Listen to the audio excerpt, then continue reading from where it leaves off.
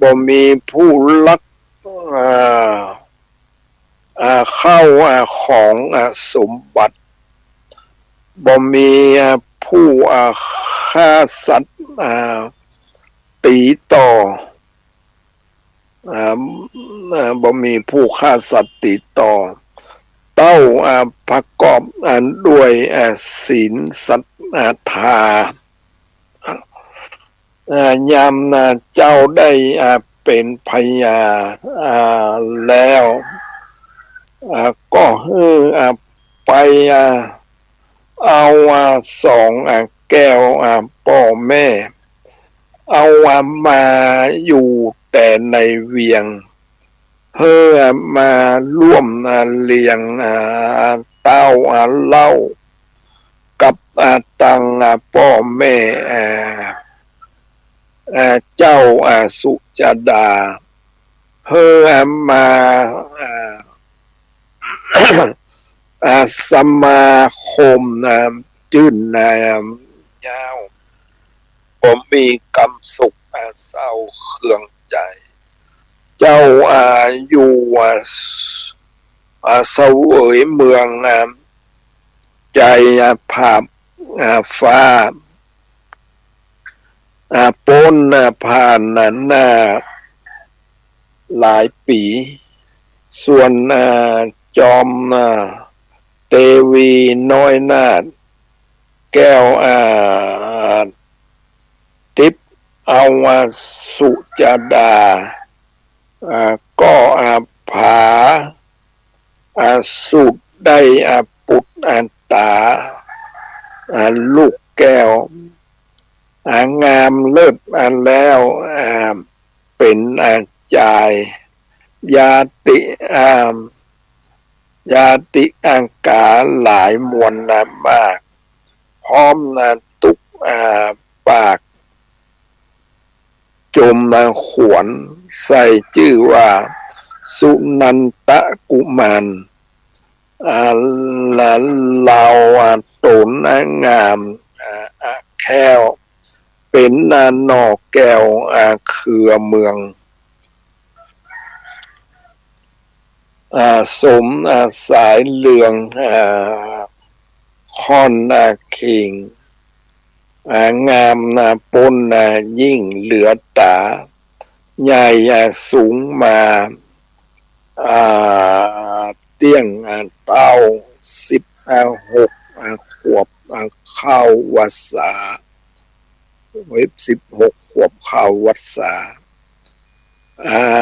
กะตำตนพระปิตาธิราชก็เฮือไปนำเอานางน้อยนาถกันยาอันเป็นคัตติยาวงศาเจือจาดรูปงามสะอาดสมสลีชื่อว่าจันตาชื่อว่าจันตวดีหนุ่มเนาเตรียเตรียมแต่เตรียมแต่เตรียมแตกเจ้าสุนันตะปุตตาเป็นอุปราชาแต่ป้อกึดสร้างงานต่อกันเมืองเตจะเลืองเลือเล่าเลืองเลือเล่าเป็นนอเป็นขุนหนุ่มเน่าควรเมืองก็มีวันนั้นและโสมหาสัตโตส่วนพระมหาสัตเจ้าตนภาพเงาบุญมากได้เป็นเต้าภาพปลาณสีเจ้าปฏิบัติ อ่ตามกองดีควรจอมประกอบด้วยตะสาราจะทำ10 ประการกัดตามจำศีลกินตาลไปบกขาดกันจุติตายจากเมืองโคนก็ได้เอาตนเมื่อเกิดบุญจันฟ้าเลิศตุสิดาเขาก็ยกเอาอุปลาจารย์หน่อเนาขึ้นเป็นพระยาเจ้าแต่นาป้อเสวยเมืองสืบต่อตามโบราณก็มีวันนั้นและตะมัดถางประกาเสนโตสัทธาหะสัทธาอันนาว่าสัพปัญญูตนเป็นครูแก่โลกจริงขายพกบาลีในอติตะล่วงแล้วมาเทศนาว่าภิกขเวดูลาภิกขุทั้งหลายตนทะลงสินใสวิโรธเจื้อเงาโคตรอรหันตาส่วนเทวทัตปาลาใจบาปป้องกันตำลายลาบแก่กูพระตถาคตในจาติในจาติตะปังก่อนบ่ได้พร10หายฟ้าผ่าหัวมันตายเมียนมอดเมียนวอดตกได้ลอดเอาเวจีนานแสนปีบบโปนทุกมากโลนสังขยาเป็นดังพระตถาคตหากเทศนาบอกจี้เฮือต้านตั้งหลายฟังนี้และนาสัทธาอิมังธรรมเทศนังลิตตวาจาตะกังสโมทะนะเนสิสโมทาเนสิพระพุทธเจ้าเทศนาดังนี้แล้วพระตนแก้วก็จุมนุมมายังจาตกะล่วงแล้วมาเตรียมปัจจุบันมาเตรียมการให้แจ้งพระก็แสงเทศนาเป็นสัมมาสัมพุทธกาถาว่าอุตตรมหาเศรษฐีโย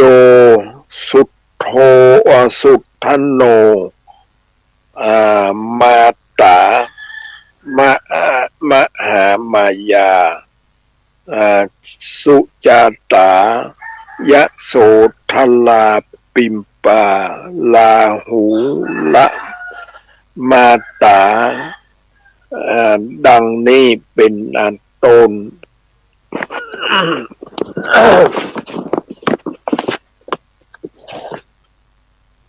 ภิกขเวดูลาภิกขุทั้งหลายอันนั้นว่ามหาเศรษฐีตน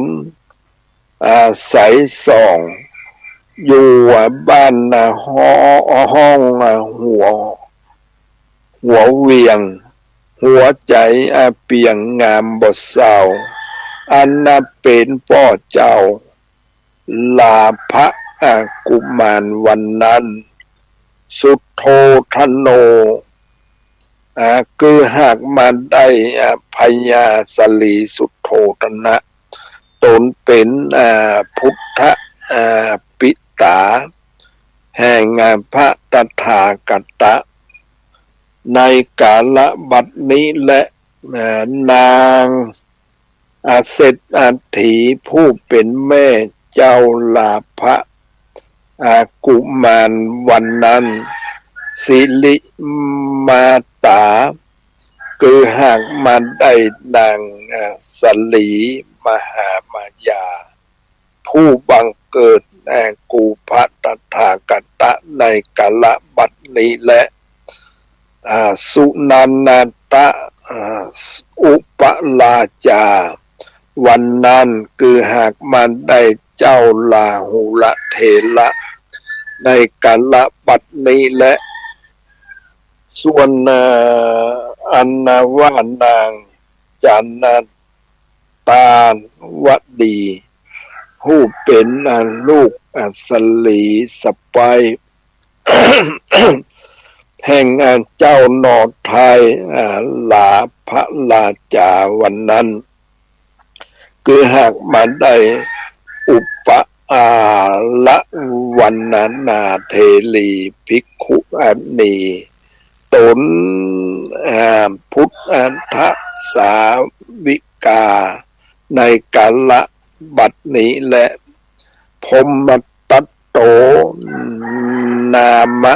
ลาจาอันนาว่าพญาพรหมตัตโหดมาใส่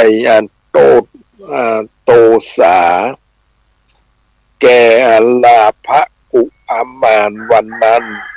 ก็มาได้เตวตัตเถระตนกตามเปลี่ยนปองข้ากูตถาคตในกัลละบัดนี้และสุจาตาปิส่วนนางสุจาตามีลักษณะงามเลิศล้วนเนื้ออ่อนอ้วนเจิงจีนได้รักษาศีลมาบอพรวันนั้นคือว่ามาได้นางยโสธรางามแง่อันเป็นแม่เจ้าลาหุนเถระในกาลบัดนี้และพรหมิกลาจาตนชื่อว่าลาภกุมารมหาสัจเจ้าวันนั้น อาหังโลกะอันนาโถคือหากมาได้พระตถาคตตนเป็นที่จ้างที่เปิงแก่โลกทั้งสามในกาลบัดนี้และศรัทธาอันนาว่าพระสัพพันนาอยู่ตนเป็นครูแก่โลกนำสัตว์ข้ามโอคะสงสารคือถึงนิพพานเป็นที่แล้วพระตนแก้วจุมนุมมาสันติธรรมเทศนาเต่านี้แล้วพระตนแก้วก็เทศนายังอริยธรรมตั้งสี่ประการคือว่าทุกขสัจจะสมุทัยสัจจะนิโรธสัจจะมรรคสัจจะแก่จตุบริษัททั้งหลายมีภิกขุภิกขุณีอุปาสกะอุปาสิกาในเมื่อแล้วธรรมเทศนาส่วนปัญญสัตว์ตั้งงานหลายก็ได้ถึงธรรมวิเศษมีประเภทว่าโสดาสกิตากาอานากาอรหันตาตามบุญสมปานแห่งตน อันได้กตาธิการอ่าหอมนะยับมาแต่ก่อนก็มีวันนั้นและลากะจาตะกังนิทิตังกิญาอันกล่าวแก้ไขซ้อยปัญหาผูกปายอันนามีมาในลาภจาตกะก็สมเลศเสด็จบัวละมวลกาละกวนเต้านี้ก่อนแลเอาละวันนี้ครับได้เทศนาจบตอนนี้ก่อนเรื่องเกี่ยวกับซอยปัญหาผูกที่สุดท้ายวันนี้ก็ขออนุโมทนากับคุณสมพรเจ้าหน้าที่สถานีและท่านผู้ฟังทั้งหลายซอยปัญหาวันนี้ก็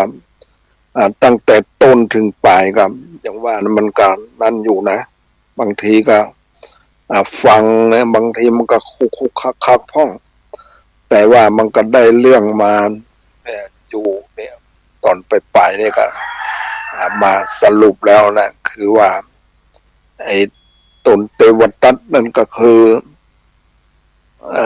พรหมทัตพญาพรหมทัตเนี่ยมาใส่ตดลาภะกุมารตีเป็นจะเป็นแต่งนั้นแล้วนะเป็นแต่งการงานอย่างเนี่ยเดี๋ยวว่าจะนั้นแล้วจะขึ้นสู่นั่นแหละจะขึ้นสู่เป็นพญาแล้วแต่ว่าพยายามผมมาตัดกับมาหันนางจัดดาเนี่ยนะหันว่ามันงามมันนั่นแหละครับมาด้วยความโลภเนี่ยความโลภเข้าครอบงำก็เลยเนี่ยหาตดใส่ว่านายลาภะนี่อย่างนั้นอย่างนี้ก็อาจจะเอาเรียกว่าเอาเปิ้นไปแล้วล่ะนะจำเสนาอามานเอาเปิ้นไปจะฆ่าเปิ้นละหันเมียเปิ้นงามแล้วก็ในที่สุดก็นางนางจาดาเนี่ยก็สัจจะอธิษฐานว่าเปิ้นได้รักษาศีลมานะว่าได้ผิดศีลผิดอะไรอย่างนี้ก็ขอสิ่งต่างๆเนี่ยมาช่วยอันนี้ก็เป็นอันว่าในนางสุจดากับมีผู้ที่สร้างบุญสร้างกุศลมาเนี่ยก็มีสิ่งที่มาช่วยเลยได้นายลาภะตามปกตินะครับได้แตนเมืองด้วยบุญที่เป็นได้กระทำมาเนี่ยนะบามเนี่ยบันไดนะนั่นต่างๆเนี่ยเพราะว่าอันนี้นะในเมื่อคนนะมีบุญได้สร้างบุญมาแล้วก็ว่าอันใดก็เป็นนั้นนะเอามีสิ่งที่มาช่วยอันนี้ก็เป็นเรื่องราวที่มาถึงนะ6สุดท้ายแล้วแล้วก็จบวันนี้นะวันนี้ก็เลยเนี่ยได้จบซอยปัญหาผูกที่4นิยาย9สารคดีเรื่องซอยปัญหาผูกสุดท้ายวันนี้กันเอาได้เวลาแล้วก็ขออนุโมทนากับคุณสมพรเจ้าหน้าที่สถานีและท่านผู้ฟังทั้งหลายวันนี้ก็เป็นวันศีลจะได้ขึ้นวิหารศรัทธาก็คงจะมากันตัวานี่ก็มาประชุมกันนะมาประชุมกันคือว่ามาบางทีกัน เรื่องอะไรอย่างต่างๆเลยครับบางทีก็เนี่ยคือว่ามันก็นั้นต่างๆแหละก็เหมือนว่าตรงนั้นแหละมาสรุปกันตัวแล้วเรื่องไอ้ตีมันคัดข้องอะไรอย่างต่างๆนี่นะก็วันนี้ก็คิดว่าก็คงจะมาเรียกว่ามาฟังธรรมมาทำบุญตักบาตรกันวันนี้วันว่าก็เอาละวันนี้ได้เวลาแล้วขออนุโมทนากับคุณสมพรเจ้าหน้าที่สถานีและท่านผู้ฟังทั้งหลายก็ขอให้มีความสุขความเจริญโดยทั่วหน้ากันขออนุโมทนาสวัสดีครับท่านผู้ฟังที่เคารพการแบ่งปันความคิดดีๆวันนี้ผมกาเศรษฐ์เพชรสำริดวิทยากรนำเรื่องราวต่างๆที่เกี่ยวข้องกับสาระที่เกี่ยวข้องกับศีลสมาธิปัญญาในครั้งก่อนๆที่ผ่านมาได้นำเสนอเรื่องของทางพระพุทธศาสนาพระพุทธองค์ทรงสอนให้แผ่เมตตาให้กับตนเองก่อนแล้วก็แผ่เมตตาให้กับสรรพสัตว์ทั้งหลายการแผ่เมตตาให้กับตนเองนั้นเรียกว่าเจริญเมตตากรรมฐานจะทำให้ได้ความสมบูรณ์บริบูรณ์เพราะเหตุว่าตนย่อมเป็นที่รักของตนอหังสุขิโตโหมิขอให้ข้าพเจ้ามีความสุขอหังอเวโรโหมิขอให้ข้าพเจ้าปราศจากเวรอหังอภยาปโชโหมิขอให้ข้าพเจ้าปราศจากการเบียดเบียนซึ่งตนเองอหังอนิโคโหมิขอให้ข้าพเจ้าอย่าได้ลำบากกายลำบากใจสุขีอาตานังปริหารามิขอให้ข้าพเจ้ารักษาตนให้พ้นจากทุกภัยทั้งหมดทั้งสิ้นเถิดอย่างนี้ก็เป็นการแผ่เมตตาให้กับตนเองโดยย่อๆหลังจากนั้นการเจริญเมตตากรรมฐานก็แผ่ออกไปยังสัตว์ทั้งหลายที่เราได้เคยใช้ศัพท์บาลีว่าสเพตตาสัตว์ทั้งหลายนัยยะนี้มีความหมายสอนให้เรานั้นแผ่เมตตาการแผ่เมตตาไปถึงศัตรูก็ไม่ได้คิดที่จะไปติดใจขัดข้องหมองใจว่าเราเคยทะเลาะเบาแว้งขัดแย้งกันเคยเป็นศัตรูกันทุกคนนั้นเป็นเพียงสิ่งที่มีชีวิตมาอยู่ร่วมโลกเดียวกันเกิดแก่เจ็บตายก็สมมุติเรียกว่าเกิดบน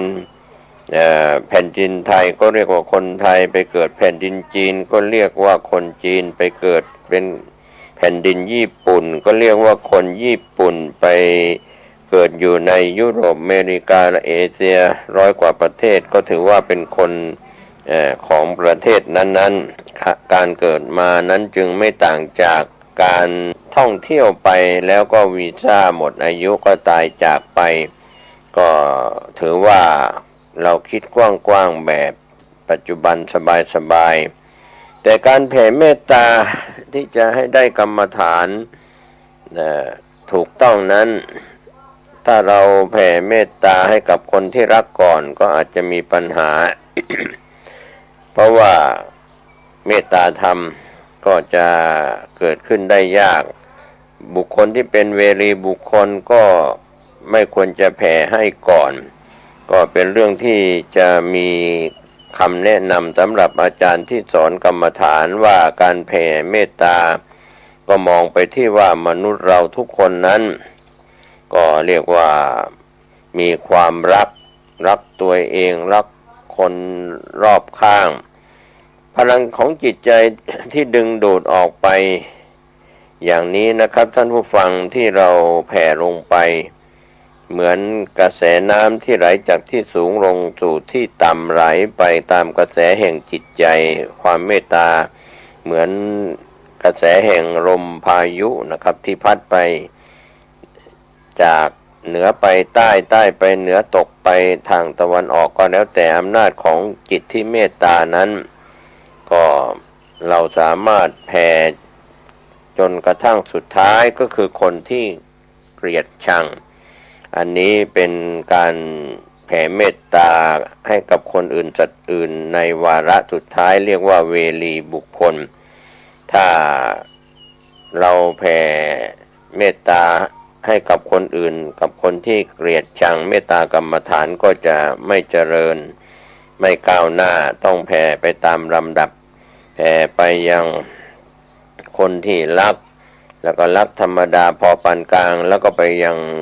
บุคคลที่เกลียดชังกันที่เรียกว่าเวรีบุคคลที่ไม่ถูกกันดังนั้นถ้าเรามองไปที่เราเทน้ำให้ไหลไปในที่ดอนคือให้น้ำไหลย้อนขึ้นไปในที่สูงนั้นก็จะเป็นเรื่องยากการแผ่เมตตาให้กับศัตรูก็เช่นเดียวกันเราเคยเจ็บช้ำน้ำใจกันเคยเป็นศัตรูกันการแผ่เมตตาจะสำเร็จได้ยากก็ต้องไปเจริญการแผ่เมตตาให้กับคนที่รักปานกลางแล้วก็เวรีบุคคลเป็นที่สุดอันนี้ศัตรูนั้นจึงเป็นการแผ่เมตตาด่านสุดท้ายคนที่เรารักกันชอบกันก็เหมือนเด็ก2 คนยืนอยู่ต่อหน้าเราคนหนึ่งก็เราก็รักมากอีกคนหนึ่งไม่รักเลยเวลายืนอยู่ต่อหน้าเรามีของกินที่อยากจะแบ่งให้เด็ก2 คนที่รักกับคนที่ชังเวลาเรายื่นของให้เด็กเนี่ยเราก็ยื่นให้กับคนที่เป็นเพื่อนเด็กที่เรารักก่อนก็คงไม่ยื่นให้กับคนที่เราเกลียดชังเด็กก็รู้สึกต่างกันทุกครั้งที่เรายื่นของให้เด็กที่เรารักกันชอบใจกันพอใจกันก็จะเพิ่มความรักที่ดีต่อกันส่วนในเด็กที่เราชังเขายื่นสิ่งของให้ก็อาจจะเรียกว่าไม่สบอารมณ์เพราะว่าเขาก็ไม่เต็มใจให้อะไรอย่างนี้การอิ่มท้องของทั้ง2 คนเด็กคนหนึ่งนั้นก็มีความหมายว่าอิ่มท้องเพราะแก้ความหิวก็เป็นส่วนที่เราเป็นข้อเปรียบเทียบให้เห็นว่าเราหยิบยื่นของกินที่เป็นคน2 คนที่เรารักกับเราชังก็จะแตกต่างกันดังนั้นวิธีแผ่เมตตาท่านจึงสอนให้เราแผ่ให้กับคนที่รักก่อนหากแต่ให้คิดว่าสรรพสัตว์ทั้งหลายนั้นเป็นที่รักก็จะเกิดแก่เจ็บตายร่วมโลกเดียวกันทุกคนนั้นมีชีวิตเพียงธาตุ4 ขันธ์ 5อะไรอย่างนี้กายใจก็ดีหรือธาตุ4ดินน้ำลมไฟขันธ์ 5ก็รูปเวทนาสัญญาสังขารวิญญาณคิดอย่างนี้ก็เรียกว่าปรับอารมณ์ปรับความสมดุลเสียก่อนว่าคนที่เราจะรักจะชังนั้นล้วนแล้วแต่มีธาตุทั้ง4ดินน้ำลมไฟก็อย่าได้ยกเอาเชื้อชาติศาสนาวัฒนธรรมเผ่าพันธุ์นั้นยกออกไปก่อนเพื่อไม่ให้เกิดความสุดโต่งเรื่องของความรักความเกลียดชังเหมือนกับการปรับพื้นดินไม่ให้สูงหรือต่ำนั่นแหละครับท่านผู้ฟังดังนั้นการปรับพื้นที่ทุกตารางนิ้วให้ได้ระดับเดียวกันเสียทั้งหมดนั้นก็จะเทน้ำลงไปน้ำที่เทลงไปในพื้นที่ที่ปรับเสมอกันกระจายไปทุกพื้นที่ได้ง่ายที่ดอนก็ไม่มีที่ลุ่มก็ไม่เกิดขึ้นการแผ่เมตตาของคนเราทุกวันนี้จะเป็นคนที่เป็นมนุษย์ทั้งหลายการแผ่เมตตาก็มีลักษณะคล้ายๆอย่างนั้นการแผ่เมตตาให้คนที่เราเกลียดก็ทำได้ยากนะครับท่านผู้ฟังก็เป็นเรื่องที่เราจะต้องทำใจให้ได้ว่ากับการแผ่เมตตาให้คนรักกับคนเกลียดชังนั้นอันไหนจะทำได้ง่ายกว่ากันก็เมื่อมาเข้าใจว่าการแผ่เมตตาให้กับการปรับพื้นที่คือคนที่เรารักคนที่เราชังเราก็ปรับพื้นที่ให้มาอยู่กลางๆไม่รักไม่ชังนั่นแหละครับเหมือนที่เราปรับพื้นที่ดอนให้ต่ำลงมาจากแล้วก็ถมพื้นที่ลุ่มให้เสมอกันก็จะทำให้จิตใจนั้นการแผ่เมตตาของเราก็ไม่มีที่ลุ่มที่ดอนไม่มีสูงต่ำอะไรอย่างนี้ อยู่ในระนาบเดียวกันการแผ่เมตตาของเรานั้นถ้าเรายังมีความเกลียดชังอยู่ก็ทำได้ยากนะครับต้องใช้พลังจิตมากดังนั้นถ้าสบายใจก็อาจจะยากในตอนแรกๆนะครับถ้าเรายังทำใจที่ยังเกลียดชังเขาอยู่ก็แผ่ไปได้โดยยากก็พยายามแผ่ให้เป็นปกติก็จะไม่มีอุปสรรคคนรักก็เป็นธรรมดาคนชังก็เป็นเพื่อนเกิดแก่เจ็บตายอุปสรรคก็จะไม่มีความเมตตาก็จะไม่มีคำว่ามิตรหรือศัตรูคำว่ามิตรแท้หรือศัตรูที่ถาวรจึงพูดกันในวงการแวดวงนักการเมืองอยู่เสมอว่าไม่มีมิตรแท้และศัตรูที่ถาวรก็ดูเหมือนว่าจะเป็นคนที่มีเมตตาพยายามปรับความคนที่ไม่ชอบกันให้เรียกว่าปรับมาอยู่ที่ว่าให้พอแสวงหาคุณงามความดีมองหาความดีของคนที่เราเกลียดก็อาจจะปรับเข้ามาดังนั้นวันนี้ก็คนที่เคยเป็นศัตรูเราก็จะกลายเป็นมิตรได้ถ้าเราแผ่เมตตาไม่ช้าก็เร็วดังนั้นการก่อเวรก่อกรรมข้ามภพข้ามชาตินั้นก็มีอยู่ถ้าเราไม่แก้ด้วยการแผ่เมตตาทุกชีวิตนั้นจะปลอดจากภัยเรียกว่าภัยในวัฏสงสารการเวียนว่ายตายเกิดตายเกิดแม้ว่าจะพบคนดีไปเจอครอบครัว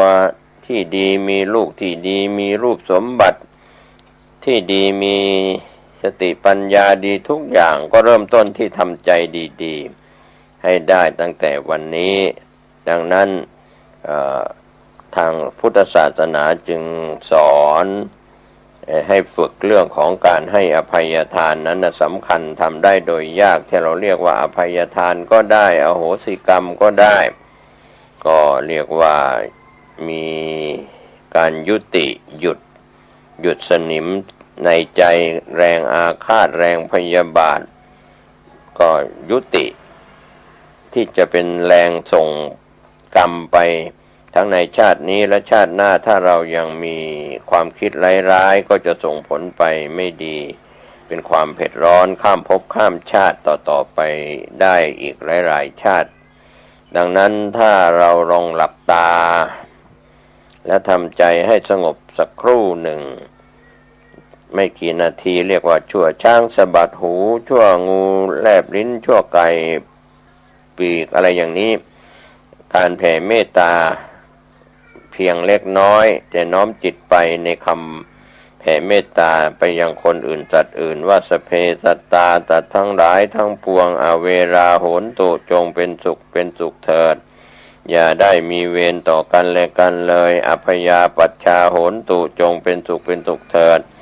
อย่าได้พยาบาทเบียดเบียนซึ่งกันและกันเลยอานีคาโหนตุจงเป็นสุขเถิดอย่าได้มีความทุกข์กายทุกข์ใจเลยสุขีอัตตานังปริหารันตุจงเป็นผู้มีความสุขกายสุขใจรักษาตนให้พ้นจากทุกภัยทั้งหมดทั้งสิ้นเถิดอย่างนี้การเจริญเมตตาภาวนากรรมฐานก็เป็นกรรมฐานข้อหนึ่งในพรหมวิหารกรรมฐานทั้งสี่ข้อก็มีเมตตากรุณามุทิตาอุเบกขากรรมฐานเพราะฉะนั้นอานิสงส์ของเมตตาที่กล่าวไว้ในเป็นหลักฐานว่าอานิสงส์ของการแผ่เมตตาก็มีมากมายถึง11ข้อหลับเป็นสุขตื่นเป็นสุขไม่ฝันร้ายอะไรต่างๆเหล่านี้รวมแล้วในคุณของเมตตาที่เราแผ่ไปอานิสงส์11ข้อนั้นท่านสามารถไปศึกษาในเชิงวิชาการในสมถกรรมฐานในพรหมวิหารกรรมฐานได้ก็จะเป็นมนุษย์จะเป็นคนเป็นสัตว์ก็ล้วนแล้วแต่แสวงหาความรักที่เป็นที่ต้องการเป็นที่ปรารถนาเรียกว่าความรัก นั้นเป็นอย่างไรความอ่อนโยนก็เกิดจากความรักการเสียสละถึงที่สุดก็เกิดจากความรักบางครั้งที่โหดร้ายที่สุดก็เกิดจากการปกป้องสิ่งที่ตนรักความรักก็มีหลายอย่างแต่ละอย่างก็มีเงื่อนไขที่แตกต่างกันออกไปนะครับท่านผู้ฟังรักแล้วเป็นทุกข์ที่สุดถูกผูกมัดมากที่สุดก็มีรักแล้วทำให้มั่นใจเชื่อมั่นรู้สึกมั่นคงในชีวิตก็มีรักแล้วสบายใจแล้วก็ปล่อยวางได้ถือว่าเป็นสิ่งที่เรารู้จักรักรู้จักปล่อยวางบางคนก็ไปเทิดทูนคนมีเงินคนมีบริวารมากก็ยังต้องการความรักคนที่มีทรัพย์สินสมบัติมากมายทั่วโลกใบนี้ก็ยังรู้สึกว่าตนเองขาดแคลนความรักตราบใดที่ยังไม่มีความรักมนุษย์ก็จะทำทุกสิ่งทุกอย่างตามเป้าหมายเพื่อให้ได้มาซึ่งความรักเพื่อให้คนที่เรารักก็ดีหรือให้ตัวเองเป็นที่รักของคนอื่นก็ตามสิ่งหรือบุคคลต่างๆเหล่านั้นถือว่ามีความหวังความปรารถนาว่าให้ตนได้รักได้ชอบได้พึงพอใจคนอื่นก็รักเราชอบเราก่อนในทางพระพุทธศาสนานั้นจึงสอนความหมายของความรักสองอย่างสิ่งที่ตนรักได้อาจเป็นได้ทั้งสิ่งที่มีชีวิตและก็ไม่มีชีวิตคนที่รักตนก็หมายถึงว่าปรารถนาให้บุคคลที่ตนรักได้สมปรารถนาให้ตนเป็นที่รักสิ่งที่มีชีวิตเมื่อเรารักเขาเขาอาจรักตอบก็ได้แต่สิ่งที่อาจจะย้อนกลับมาว่าสิ่งไม่มีชีวิตเรารักเขาแต่ข้างเดียวสิ่งไม่มีชีวิตเขาไม่รู้สึกเหมือนดอยภูเขาหินผาแม่น้ำทะเลต่างๆสิ่งที่เรามองว่าไม่มีชีวิตดูเหมือนว่าเรารักชอบธรรมชาติแม่น้ำลำคลองทะเลดอยภูเขาป่าไม้ลำเนาไพรเรารักสิ่งเหล่านี้ดูเหมือนว่าเรารักเขาข้างเดียวมีความรู้สึกอย่างนั้นแต่ถ้าเรามองว่าเหมือนท่อนไม้ว่าเป็นความรักฝ่ายเดียวรักข้างเดียวอย่างนี้นะครับท่านผู้ฟังความรักก็เป็นสิ่งที่มนุษย์และสัตว์ที่มีชีวิตแสวงหาทั้งหลายคนก็รักสัตว์สัตว์ก็รักคนอะไรอย่างนี้เป็นสิ่งที่มีชีวิตเราไปทำลายคนด้วยกันเองจะมีฐานะการงานการเงินอย่างไรก็ไม่ดีคนไปรังแกสัตว์สัตว์มารังแกคนก็ไม่ดีก็ขาดเมตตาขาดความรักกันเพราะฉะนั้นความรักที่นำมาซึ่งความอบอุ่นแล้วก็อ่อนโยนในชีวิตก็คือคนและสัตว์ที่อยู่ร่วมกันส่วนสิ่งที่ไม่มีชีวิตนั้นเรารักธรรมชาติรักอาคารบ้านเรือนรักสิ่งแวดล้อมรักบรรยากาศนั้นก็ถือว่าแม้ดูเหมือนว่าเขาไม่ตอบสนองแต่สิ่งเหล่านั้นเมื่อเราพูดคุยหรือเรารักธรรมชาติ รักสิ่งแวดล้อมธรรมชาติที่ไม่เป็นมลภาวะก็จะรักเราชอบเราโดยธรรมชาติดูจากดินน้ำลมไฟอากาศที่ไม่มีปัญหาหมอกควันไฟป่า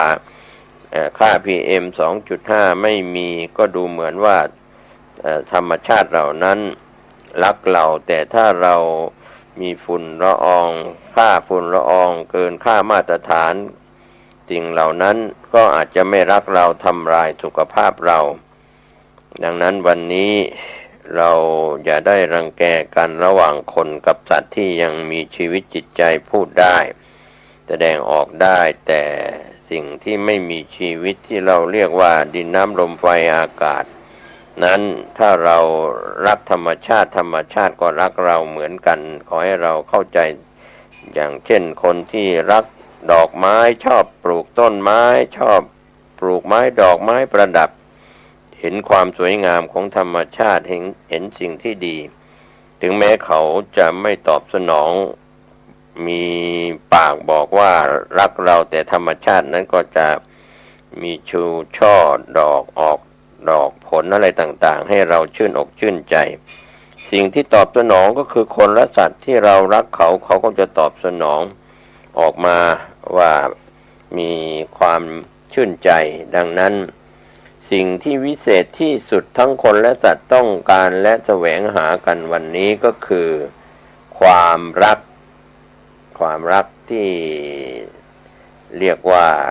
ใช้ศัพท์แบบว่ามีของแท้ของเทียมรักแท้ต้องบริสุทธิ์รักเทียมก็คือไม่บริสุทธิ์ก็รักแบบจอมปลอมอะไรบางคนก็ไม่เคยพบในเรื่องของคำว่าความบริสุทธิ์ที่เป็นรักแท้บางคนก็บอกว่ารักบริสุทธิ์ไม่มีหาไม่ได้ส่วนมากก็มีแต่รักเทียมรักหลอกรักลวงบางคนก็บอกว่าหาความรักจากคนไม่ได้ก็ยินดีที่จะอยู่กับวัตถุที่ตนรักดีกว่าอย่างนี้เป็นตัวอย่างวัตถุนั้นไม่เปลี่ยนใจแสดงความรักต่อสิ่งที่ไม่มีจิตใจก็ดูจะเหมือนง่ายกว่าก็เป็นความเข้าใจของคนและสัตว์ที่คิดผิดไปว่าสิ่งที่ไม่มีชีวิตธรรมชาติเหมือนธรรมชาติดินน้ำลมไฟอากาศดอยภูเขาทะเลไม่มีมลภาวะนี่ก็ถือว่าธรรมชาติก็รักเราได้อากาศที่สดชื่นได้สิ่งแวดล้อมที่สดชื่นมนุษย์และสัตว์ที่อยู่กับสิ่งแวดล้อมธรรมชาติเหล่านั้นก็จะเป็นที่ถูกใจ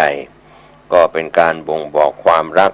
เพราะว่าเรารักธรรมชาติให้ความสมดุลทางธรรมชาติดินน้ำลมไฟอากาศจึงบริสุทธิ์ก็การตอบสนองความรักของสิ่งที่เป็นธรรมชาติเรายังได้ก่อเกิดประโยชน์ได้เราได้ลมหายใจที่มีอากาศบริสุทธิ์สะอาดไม่มีมลภาวะส่วนคนและสัตว์นั้นแสดงออกให้เห็นและรู้พฤตินัยที่แสดงออกก็เป็นการเรียกว่าแสวงหาในการที่เราจะแสวงหาคู่กันกับความรักก็คือวัตถุที่แสวงหาคู่กันระหว่างรูปกับนามรูปที่สวยนามคือความรู้สึกที่แสดงออกทั้งความรักในวัตถุแต่วัตถุบางอย่างนั้นไม่สามารถจะแสดงออกความรักต่อเราได้เช่นแก้วแหวนเพชรนิลจินดาทองเงินสิ่งอัญมณีทั้งหลายเราต่างหากที่ต้องหลงวัตถุนั้นแต่ฝ่ายเดียวอย่างนี้เป็นต้นเป็นตัวอย่างขณะที่วัตถุไม่มีความรู้สึกอะไรไม่รู้ร้อนไม่รู้หนาวตนเองจะไปตีราคาเท่าไหร่ทองรูปพรรณทองแท่งอัญมณีเพชรนิลจินดาจะมีราคาเท่าไหร่ก็ไม่มีความหมายสำหรับวัตถุแต่มีความหมายสำหรับมนุษย์ที่ไปจับจองเป็นเจ้าของแล้วก็ตีราคากันเองว่าถูกว่าแพงอะไรอย่างนี้ดังนั้นชีวิตของพวกเราทั้งหลายเราดูได้สิ่งที่อยู่ใกล้ตัวหมาแมวต่างหากที่แสดงความรักตอบเมื่อเรารักเขาก็แปลว่าสิ่งมีชีวิตเขาก็รักเขาก็แสดงออกได้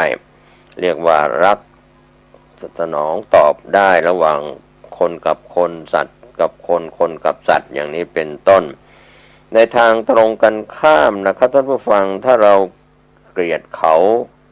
ก็เกลียดเราทั้งคนและสัตว์ทั้งคนกับคนทั้งสัตว์ทั้งคนอะไรอย่างนี้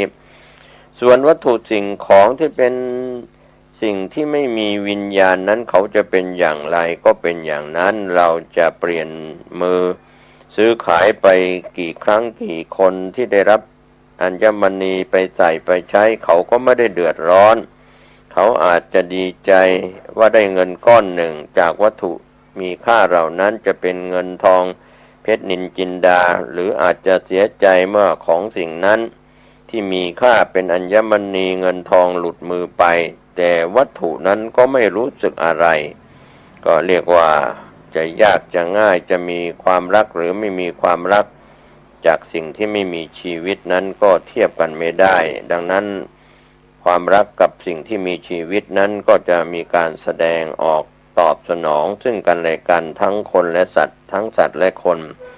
ส่วนสิ่งที่เป็นวัตถุนั้นจึงแตกต่างกันไปว่าความรักในวัตถุเป็นความรักที่เกิดจากการผูกพันเป็นรักฝ่ายเดียวที่เราชอบเพชรมีแหวนเพชรมีทองสร้อยทองอัญมณีของมีค่าเรารักเขาแต่อัญมณีเหล่านั้นเขาจะรักตอบสนองเราไม่ได้เพราะเขาไม่มีวิญญาณเราก็ไปหลงไปรักสิ่งที่เป็นอัญมณีรูปทองรูปพรรณอะไรต่างๆเงินทองดังนั้นความทรงจำดีๆที่เราจะจำว่ารักแท้ก็คือรักที่มีการตอบสนองคือรักระหว่างคนกับคนระหว่างคนกับสัตว์สัตว์กับคนอย่างนี้ถ้าเรารักกันก็จะเห็นคุณค่าส่วนวัตถุนั้นเป็นคุณค่าที่เราสมมุติกันขึ้นมาในคำว่าเรารักเราชอบสิ่งที่เป็นอัญมณีของมีค่ามีราคาดังนั้นคำว่ารักก็ในส่วนของมนุษย์เราก็จะตีค่าความรักเป็นราคาไม่ได้ในส่วนของสิ่งที่เป็นหาค่าไม่ได้สำหรับคุณค่าของมนุษย์ทั้งคนและสัตว์นะครับส่วนค่าของสิ่งของนั้นก็ตั้งกันว่ามีราคาเท่านั้นเท่านี้ของวัตถุจึงสามารถกำหนดราคากันได้ดังนั้นเราจะไปเปรียบความรัก